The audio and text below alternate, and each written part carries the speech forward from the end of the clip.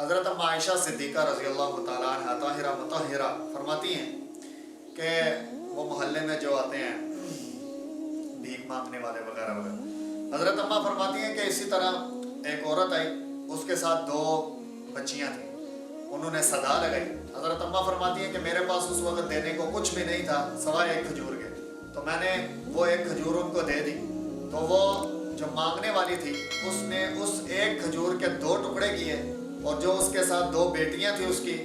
एक टुकड़ा उस बेटी को दे दिया, एक टुकड़ा उस बेटी को दे दिया।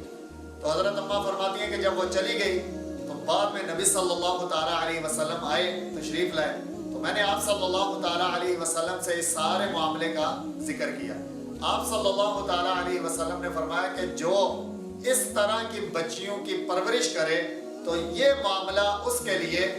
क़यामत के दिन जहन्नम के दरमियान पर्दा हो जाए।